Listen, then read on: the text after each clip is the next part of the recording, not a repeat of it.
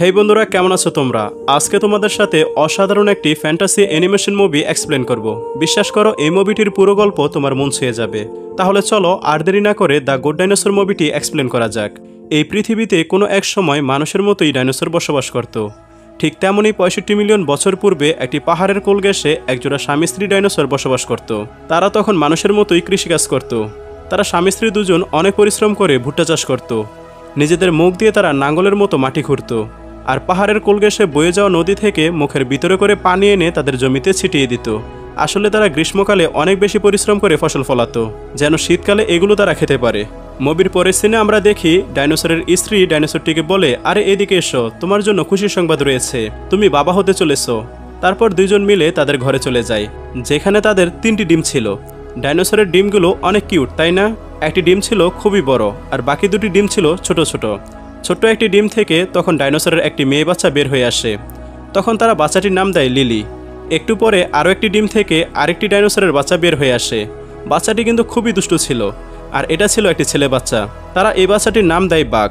তারপর তারা স্বামী স্ত্রী অপেক্ষা করতে থাকে কখন ওই বড় ডিমটি ফেটে তাদের সবচেয়ে বড় বাচ্চাটি বের হয়ে আসবে। তখন ছোট দুষ্টু বাচ্চাটি একটি লাঠি দিয়ে বড় ডিমটিকে ফাটিয়ে দেয়।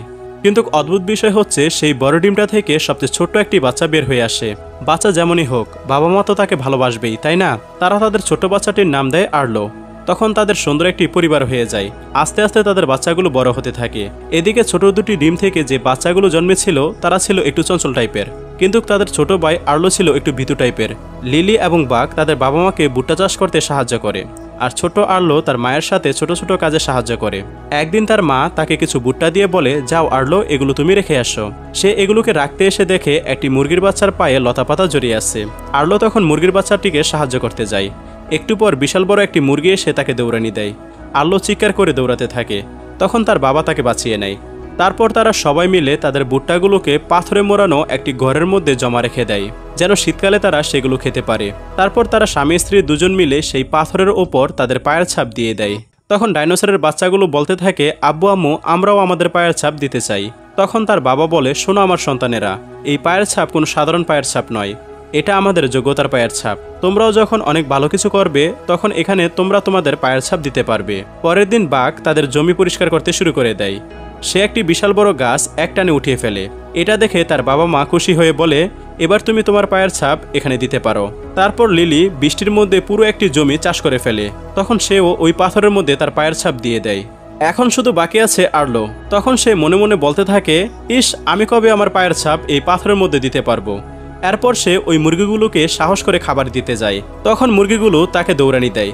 তারপর বাঘ আর্লোকে সেখানেই খেপাতে শুরু করে, আর বলে, এই তুই তো একটা ভিতর ডিম, মুরগির দৌড়ানি খেয়ে কি কেউ ভয় পায়? ঠিক তখনই ওখানে তার বাবা মা চলে আসে। তারা তাদের ছোট্ট বাচ্চাটিকে নিয়ে অনেক বেশি চিন্তিত থাকে। তখন তাদের বাবার মাথায় একটি বুদ্ধি চলে আসে। রাতের বেলায় তার বাবা তাকে নিয়ে খোলা একটি মাঠে যায়। তখন তার বাবা বলে, যাও আর্লো, তুমি ওখান থেকে ঘুরে আসো। তখন আর্লো বলে, বাবা, আমি তো একা যেতে পারবো না, আমার অনেক বেশি ভয় লাগে। আর কিছুক্ষণ পর একটি জোনাকি পোকা আর্লোর মুখের ওপর বসে। এতে করে সে অনেক বেশি ভয় পেয়ে যায়। তখন তার বাবা তাকে মোটিভেট করে। তারপর তারা বাবা ছেলে মিলে পুরো মাঠে জোনাকি পোকার সাথে খুনসুটি করতে থাকে। তার বাবা তাকে বোঝাতে থাকে, দেখো আর্লো, কোনো কিছুতেই এত বেশি ভয় পাবে না, ভয়কে জয় করিয়ে আমরা সুন্দর সুন্দর মুহূর্তগুলো উপভোগ করতে পারি। তার পরের দিন সকালবেলা তার বাবা সেই পাথরের ঘরে গিয়ে দেখে কোনো একটি প্রাণী এসে তাদের জমানো ভুট্টাগুলো নিয়ে যাচ্ছে। তখন তার বাবা আর্লোকে বলে, যে করেই হোক আমাদেরকে সেই প্রাণীটিকে ধরতে হবে। এরপর তারা বাপ বেটা মিলে সেই প্রাণীটিকে ধরার জন্য একটি ফাঁদ তৈরি করে। তার বাবা তখন বলে, আর্লো, তুমি যদি ওই প্রাণীটিকে ধরতে পারো তাহলে তুমি আমাদের সবার মতো ওই পাথরের মধ্যে নিজের পায়ের ছাপ দিতে পারবে। আর্লো তখন অনেক সাহস নিয়ে প্রাণীটিকে ধরার জন্য রেডি হয়ে যায়। তারপর সে একা একা তাদের ভুট্টাগুলোকে পাহারা দিতে থাকে। কিছুক্ষণ পর তাদের ফাঁদের মধ্যে একটি প্রাণী আটকা পড়ে যায়। তখন সে বয়ে বয়ে সামনে এগিয়ে দেখে আসলে এটি একটি বন মানুষের বাচ্চা। কিন্তু মজার ব্যাপার হচ্ছে, সে ওই বাচ্চাটিকে মারতে গিয়ে নিজে ভয় পেয়ে যায়। তারপর বুকে অনেক সাহস নিয়ে আস্তে আস্তে ওই প্রাণীটিকে মারতে আসে, কিন্তু বন মানুষের বাচ্চাটিকে দেখে তার অনেক বেশি মায়া হয়। তখন সে ওটাকে না মেরে বরং সেটাকে ছেড়ে দেয়। তখন তার বাবা এসে বলে, আর্লো, তুমি এটা কি করলে, প্রাণীটিকে ছেড়ে দিলে কেন? আর্লো তখন বলে, বাবা, আমি অনেক বেশি ভয় পেয়ে গিয়েছিলাম। তখন তার বাবা রাগ করেই বলে, যদি এইভাবে আমাদের সমস্ত ভুট্টাগুলো চুরি হয়ে যায় তাহলে শীতকালে আমরা কি খেয়ে বাঁচবো? আর্লো, তুমি তোমার যোগ্যতা প্রমাণ করতে পারোনি। এখন চলো আমার সাথে, এখনই আমরা ওই প্রাণীটিকে ধরে ফেলবো। এরপর তারা বাবা ছেলে মিলে ওই প্রাণীটির পায়ের ছাপ দেখে সামনে আগাতে থাকে।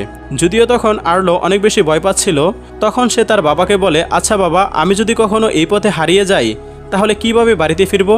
তখন তার বাবা বলে, এই যে নদীটা দেখছো, এটা যেদিকে বয়ে যাচ্ছে সেদিকে গেলে তুমি তোমার বাড়ি খুঁজে পেয়ে যাবে। যাই হোক, এক পর্যায়ে দৌড়াতে দৌড়াতে আর্লো পাথরের সাথে ধাক্কা খেয়ে তার পা ভেঙে যায়। তখন তার বাবা তাকে বলে, ভয় পেও না আর্লো, আমি শুধুমাত্র এখানে এসেছি তোমার ভয় ভাঙানোর জন্য। তখন আর্লো বলে, বাবা, আমি তোমার মতো এত সাহসী না। তখন তার বাবা তাকে বলে, তুমি আমার থেকেও অনেক বেশি সাহসী। এরপর তারা বাবা ছেলে যখন বাড়িতে ফিরছিল তখন অনেক ঝড় বৃষ্টির কারণে নদীতে অনেক পানির স্রোত হচ্ছিল। তারা তখন ওই স্রোতের মধ্যে পড়ে যায়। তার বাবা তখন নিজের ছেলেকে ওই স্রোত থেকে বাঁচিয়ে নিজেই চিরতরে হারিয়ে যায়। আর্লো তখন তার বাবাকে হারিয়ে কাঁদতে থাকে আর বাড়িতে ফিরে আসে। এখন তার বাবা বেঁচে নেই বলে তার মাকে অনেক বেশি কাজ করতে হচ্ছে। আর্লো তখন তার মাকে কাজে সাহায্য করে। যখন সে ওই পাথরের ঘরে বুটা রাখতে যায় তখন সে ওই বনমানুষের বাচ্চাটিকে দেখতে পায়। তখন আর্লো বলে, তুই আবার এখানে এসেছিস, তোর কারণে আজকে আমি আমার বাবাকে হারিয়েছি, আজকে তোকে আমি কোনোভাবেই ছাড়বো না। এরপর যখন সে ওই বনমানুষের বাচ্চাটিকে ধরতে যায় এক পর্যায়ে তারা দুজনই পানিতে পড়ে যায়।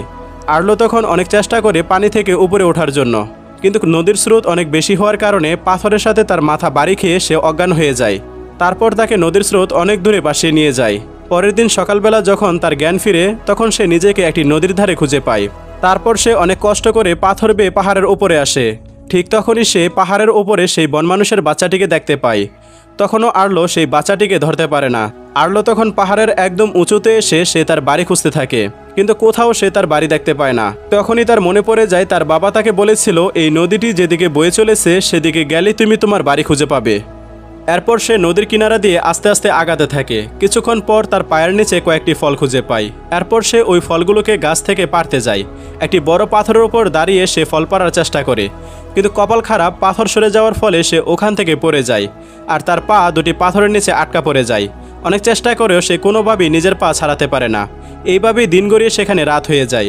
কিন্তু সকালবেলা সে দেখে পাথরের নিচে তার পা অনেকটাই আলগা হয়ে গেছে। তখন সে খুব সহজেই তার পা ওখান থেকে বের করে আনে। তবে সে ওখানের পায়ের ছাপ দেখে বুঝতে পারে সেই বনমানুষের বাচ্চাটি তার পায়ের চারপাশের মাটি সরিয়ে তার পা আলগা করে দিয়ে গেছে। এরপর সে বাড়ির উদ্দেশ্যে হাঁটতে শুরু করে, কিন্তু কিছুক্ষণ পর আবার সেখানে বৃষ্টি শুরু হয়ে যায়। তাই সে সেখানে গাছের ডালপালা দিয়ে একটি ঘর বানিয়ে চুপ করে বসে থাকে। কিছুক্ষণ পরে সে দেখতে পায় গাছের ভিতর থেকে একটি প্রাণী তার দিকে তেড়ে আসতেছে। এটা দেখে শুরুতে সে অনেক বেশি ভয় পেয়ে যায়। তখন সে দেখতে পায় এটা আর কেউ না, বরং সেই বনমানুষের বাচ্চাটা। সে আর্লোর খাওয়ার জন্য একটি প্রাণী নিয়ে এসেছে, কিন্তু আর্লো তো এসব খাবার খায় না। একটু পর সে আর্লোর জন্য আরেকটি পোকা নিয়ে আসে খাওয়ার জন্য, কিন্তু আর্লো তখন এটাও খায় না। একটু পর আবার বনমানুষের বাচ্চাটি তার জন্য সেই ফলগুলো নিয়ে আসে। আর্লো তখন সেই ফলগুলোকে মজা করে খেতে থাকে। সে আরও ফল খেতে চায়। তখন সেই বনমানুষের বাচ্চাটা আর্লোকে সেই ফল গাছের কাছে নিয়ে যায়। আর্লো তো ফলগুলোকে দেখেই অনেক বেশি খুশি হয়ে যায়, কিন্তু বনমানুষের বাচ্চাটি আর্লোকে সেই গাছের কাছে যেতে বাধা দিতে থাকে। তখন আর্লো জোর করে সেই গাছ থেকে ফল খেতে যায়।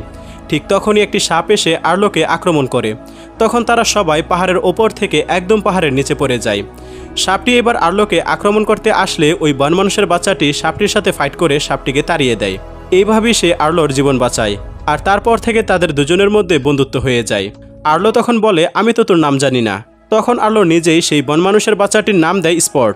এরপর তারা দুজন ওই পাহাড়ের কোল ঘেঁষে আগাতে থাকে, আর কিছুক্ষণ পর পর তারা নানা রকমের খুনসুটি করত। একসময় তারা কিছু ফল খুঁজে পায়। স্পট আর আর্লো সেই ফলগুলোকে খেতে থাকে, আর কিছুক্ষণ পর তারা সেই ফলগুলো খেয়ে একদম মাতাল হয়ে যায়। রাতের বেলা একটি জোনাকি পোকা দেখে আর্লোর বাবার কথা মনে পড়ে যায়। এরপর সে স্পটকে বলে, আমি আমার পরিবারকে খুবই মিস করতেছি। এরপর সে মাটির মধ্যে 5টি লাঠি পুঁতে বলতে থাকে, এটা আমি, এটা লিলি, এটা বাঘ, আর এই দুটো আমার বাবা মা। তারপর সে একটি গোল দাগ দিয়ে বলে, এটা হচ্ছে আমার পরিবার। এই সব কিছু দেখে স্পটও মাটিতে 3টি লাঠি পুঁতে দেখায় তারও পরিবার ছিল। তারপর স্পট 2টি লাঠি বালি দিয়ে ডেকে দেখায় তার বাবা মা মারা গেছে। এরপর আর্লো একটি লাঠি বালি দিয়ে ডেকে দেখায় তার বাবাও মারা গেছে। আর এইভাবেই তারা সেই দিন রাতে ঘুমিয়ে যায়। তার পরের দিন প্রচণ্ড জ্বরে তারা দুজন অনেক বেশি আহত হয়। আর্লো সেই নদীটিকেও হারিয়ে ফেলে। এরপর সে আকাশে কিছু পাখি উড়ে যেতে দেখে তাদের কাছে সাহায্য চায়। পাখিগুলো তাকে বলে, হ্যাঁ আমি তোমাদেরকে সাহায্য করতে পারবো। কিন্তু কিছুক্ষণ পরই আর্লো বুঝতে পারে এগুলো আসলে মানুষকেকু পাখি। তারপর আর্লো আর স্পট নিজেদের জীবন বাঁচাতে সেখান থেকে দৌড়াতে শুরু করে, আর দৌড়াতে দৌড়াতে 2টি বিশাল বড় ডাইনোসরের সামনে চলে আসে। শুরুতে আর্লো অনেক ভয় পেয়ে যায়, কিন্তু ওই বড় ডাইনোসর দুটি ওই মানুষকেকু পাখির হাত থেকে তাদেরকে বাঁচিয়ে নেয়। কিছুক্ষণ পর বড় ডাইনোসরটি আর্লোকে বলে, কি ছোট ডাইনোসর, তোমার এখানে একা আসা একদমই ঠিক হয়নি। তখন আর্লো বলে, আমি আমার ঘর হারিয়ে ফেলেছি, আপনি কি আমার বাড়িটি খুঁজে দিতে সাহায্য করবেন? তখন বড় ডাইনোসরটি বলে, এখন আমাদের হাতে সময় নেই, সবার আগে আমাদেরকে হারিয়ে যাওয়া মহিষগুলোকে খুঁজে বের করতে হবে। তখন আর্লো বলে, আমি আপনাদেরকে সাহায্য করতে পারি। আমার বন্ধু স্পট যে কোনো কিছুর গন্ধ শুকেই সেগুলোকে খুঁজে বের করতে পারে। এরপর স্পট মহিষের একগুচ্ছ চুল শুকেই মহিষের দলটিকে খুঁজতে শুরু করে দেয়। তারপর তারা কিছুক্ষণ পর হারিয়ে যাওয়া মহিষের দলটিকে খুঁজে পেয়ে যায়, কিন্তু ওই মহিষের দলটিকে আরেক দল প্রাণী কবজা করে নিয়েছিল। তাই বড় ডাইনোসরগুলো আর্লোকে বলে, আমাদেরকে বুদ্ধি করে ওই প্রাণীগুলোকে ডেকে আনতে হবে, আর এই কাজটি আর্লোকেই করতে হবে। তখন আর্লো অনেক বেশি ভয় পেয়ে যায়, কিন্তু এরপর সে বুকে সাহস নিয়ে একটি পাথরের উপরে গিয়ে আওয়াজ করে, কিন্তু তার গলা দিয়ে কোনো সাউন্ড বের হয় না। এরপর স্পট যখনই তার পায়ের মধ্যে জোরে কামড় বসায় তখন সে অনেক জোরে আওয়াজ করে। এরপর ওই প্রাণীগুলো দৌড়ে তাদের কাছে চলে আসে, আর তখন বড় ডাইনোসরগুলো তাদেরকে মেরে মহিষের পাল নিয়ে চলে আসে। বড় ডাইনোসরগুলো তাদের মহিষের পাল ফিরে পাওয়ার ফলে রাতে তারা পার্টি করে। তখন তারা আর্লোকে বলে, তুমি চিন্তা করো না, আগামীকাল সকালবেলা আমরা সেই নদীটিকে খুঁজে বের করব। তারপর আমরা তোমাকে তোমার বাড়িতে পৌঁছে দিব। সকালবেলা তারা সবাই একসাথে যাত্রা শুরু করে। আর্লো তখন অনেক সাহস নিয়ে সেই মহিষের পালগুলোকে ধাক্কা দিয়ে সামনে আগাতে থাকে। তখন বড় ডাইনোসরগুলো বলে, বা আর্লো, তুমি তো খুব সাহসী একজন ছেলে। কিন্তু কিছুক্ষণ পর আর্লো তাদের বাড়ির পাশের পাহাড়টিকে দেখতে পায়। তখন সে চিৎকার করে বলে, ইয়াহু, আমি আমার বাড়ি খুঁজে পেয়ে গেছি। তখন বড় ডাইনোসরগুলো বলে, যাও আর্লো, তুমি তোমার বাড়িতে ফিরে যাও। তখন তারা দুই বন্ধু মনের খুশিতে দৌড়াতে দৌড়াতে নদীর পাশ দিয়ে ছুটে যায়। পাহাড়ের ওপরে এসে আর্লো স্পটকে বলে, আমরা আমাদের বাড়িতে চলে এসেছি। স্পট তখন খুশিতে এক ধরনের সাউন্ড করে, কিন্তু তখন পাহাড়ের এক পাশ থেকে কেউ স্পটের মতো সাউন্ড করে ডাকতে থাকে। তখন স্পট দেখতে পায় পাহাড়ের অন্য পাশে আরেকটি বনমানুষ দাঁড়িয়ে আছে। আসলে তার মতো আওয়াজ করে সেই স্পটকে ডাকতেছিল। তখন স্পটকে আর্লো পিঠে তুলে নেয় আর বলে, চল বন্ধু, তুই আমার সাথে চল, তুই আমার সাথে আমার বাড়িতে থাকবি। তারপর তারা হাঁটতে থাকে, আর কিছুক্ষণ পর সেখানে বৃষ্টি হতে থাকে। আর তখনই সেই মানুষকেকু পাখিগুলো স্পট আর আর্লোর ওপর আক্রমণ করে বসে। তখনই সেই পাখিগুলো স্পটকে আর্লোর কাছ থেকে ছিনিয়ে নিয়ে যায়। আর্লো তখন পা পিছলে পাহাড় থেকে পড়ে যায়, আর নিচে থাকা গাছের শিকড়ের সাথে তার পুরো শরীর পেঁচিয়ে যায়। নিজেকে ছাড়ানোর অনেক চেষ্টা করে, কিন্তু কোনোভাবেই সে নিজেকে ছাড়াতে পারে না।